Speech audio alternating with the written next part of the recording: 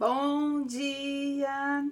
Estamos de volta com o nosso devocional Florescer, hoje número 284, a vida cristã autêntica. E nós estamos trabalhando no livro de Isaías e nesta semana estamos falando a respeito da paz de Deus. Ontem nós falamos como nós podemos experimentar a paz de Deus e hoje nós vamos continuar estudando quais são então os benefícios da paz de Deus que Cristo oferece. Cristo, o príncipe da paz, como nós vimos ontem, ele deseja ardentemente que seu povo experimente a sua paz. Isso é muito importante nos tempos de hoje, viver em paz. A palavra de Deus diz que se você tem paz com Deus, se o seu coração está em paz, fique em paz com Deus. E Deus fala que a paz que Ele oferece não é para ficar apenas em nós, é uma paz que nós precisamos oferecer àqueles que vivem sem paz, angustiados, tristes e que não têm uma paz que excede a todo o entendimento e as circunstâncias. Então, nós vamos continuar falando a respeito da paz. O dia, por enquanto, está nublado. O termo kailos, klaio, klaio, é a palavra mais forte usada no Novo Testamento para dor. Significa chorar, significa gemer, lamentar, não é só derramar as lágrimas, mas uma expressão externa de dor. E Cristo, ele chorou muitas vezes, mas em somente uma delas a sua dor é descrita como claio. Foi em Lucas, capítulo 19, versículos de 41 a 42, que nós vemos Jesus chorando dessa forma, chorando, gemendo, lamentando, não apenas demonstrando suas lágrimas, mas a expressão de dor que vinha do seu coração. Quando Jesus, então, se aproxima de Jerusalém, ele chorou e ele disse: se tu conhecesses, ao menos neste dia, o que poderia te trazer a paz. Mas agora, isto está encoberto aos teus olhos. Creio que Cristo ainda lamente quando vê os nossos corações atribulados desnecessariamente. Você pode ter paz e a paz de Cristo, meu irmão, não importa qual seja a circunstância ou a situação. Mas para isso é preciso crer. Nós precisamos ter fé, seja qual for a situação. Nós precisamos buscar a Deus, precisamos crer. Nós precisamos nos ajoelhar e aprender a receber a paz de Deus que vem sobre nós e que excede a todo o entendimento.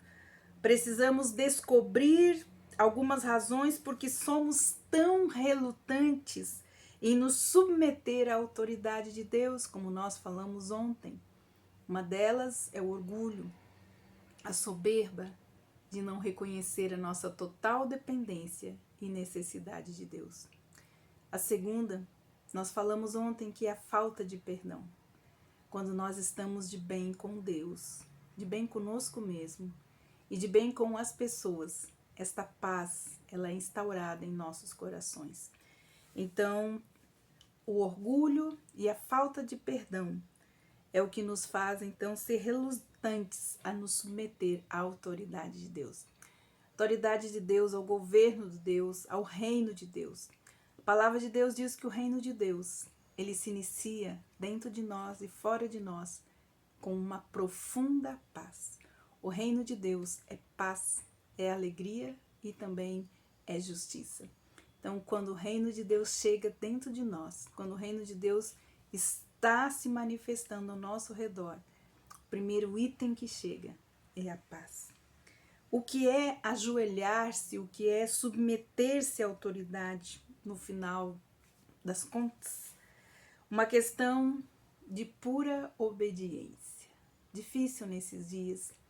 com a instalação da rebeldia, com a desconstrução da autoridade, primeiro dentro do lar, quando nós deixamos a autoridade que Deus nos deu e entregamos principalmente na mão daqueles que não têm condições de ter autoridade ainda. Então nós nos levantamos contra toda autoridade está sendo destituída, e isso faz parte de um grande sistema. E quando nós não submetemos a autoridade, nós também não submeteremos então a autoridade maior, que é a autoridade de Deus. O que é ajoelhar-se então é submeter-se à autoridade de Deus através da obediência. Você pode até não sentir vontade de entregar a sua situação, o seu sofrimento, até mesmo as suas perdas a Deus. No entanto, isso não é uma questão de vontade. Obediência é obediência. Deus sempre falou na sua palavra: escolhe hoje a vida ou a morte, obedecer ou desobedecer. Então, nós precisamos nos submeter à autoridade divina com base na fé e na obediência. E fé e obediência não é sentimento. Fé e obediência é o reconhecimento, né? A humildade de reconhecermos a nossa necessidade de Deus. Não é uma emoção, mas ela é uma decisão.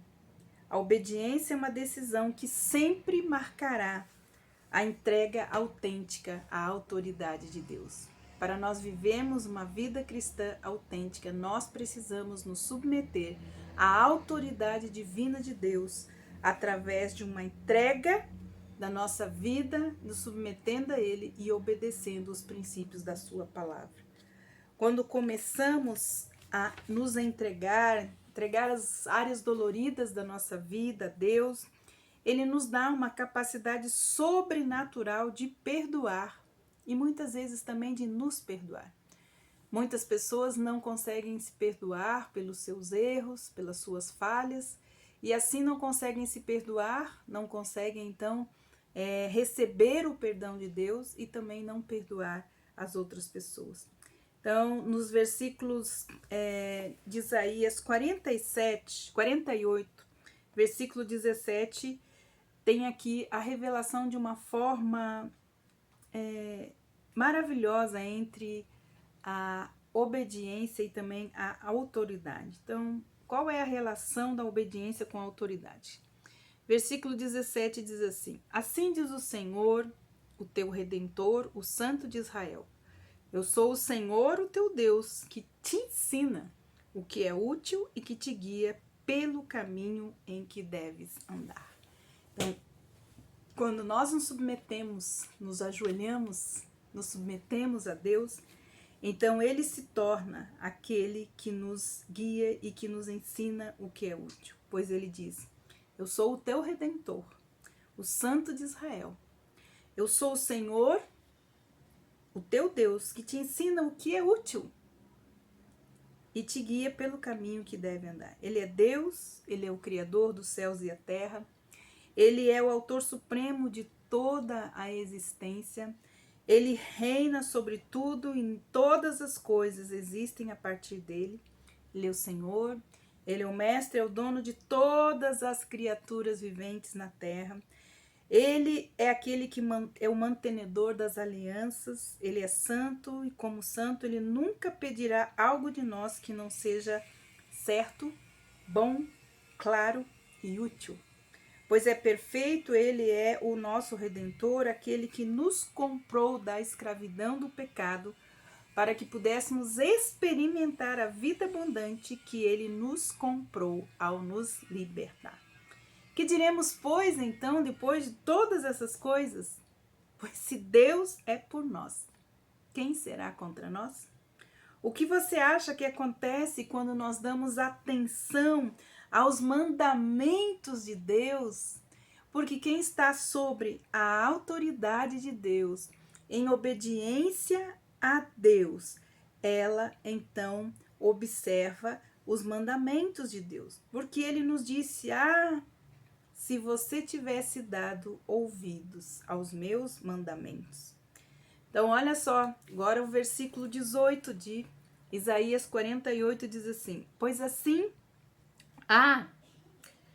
se tivesses dado ouvido aos meus mandamentos, então seria a tua paz como um rio e a tua justiça como as ondas do mar. Olha que preciosa essa promessa.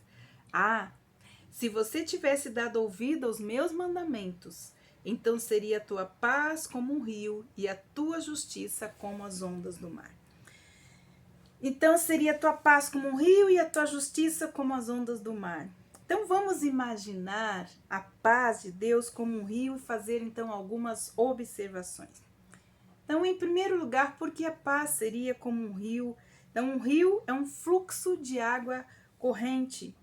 Deus não diz que teremos paz como um pequeno lago. Poucos fluxos de água são mais excitantes, né, que os rios. Ter paz como um rio é ter o quê? Segurança, tranquilidade, enquanto enfrentamos os balanços e as viradas bruscas da jornada da nossa vida, submetendo-nos a uma autoridade que é digna de confiança, sem nunca desistir de nós. Então, Deus, ele é este provedor desta paz e ele enviou o seu príncipe da paz ao mundo para que nós tenhamos paz. Então, Deus pode nos dar uma paz como o fluxo de um rio, mas nós precisamos, primeiramente, decidir nos submeter à autoridade de Deus. E pode ter certeza que fé é dizer que Deus é totalmente digno da nossa confiança. Crer é dizer exatamente aquilo que Deus disse que me daria, Ele me dará. Então, que seja este o dia de que nós possamos experimentar no dia de hoje a paz de Deus como um rio. Aprenda a ajoelhar-se, a submeter à autoridade, à obediência, aos mandamentos de Deus, e você terá a paz de Deus como um rio em sua vida. Que Deus abençoe você e amanhã nós vamos continuar meditando nessa paz como um rio. Deus te abençoe e até amanhã.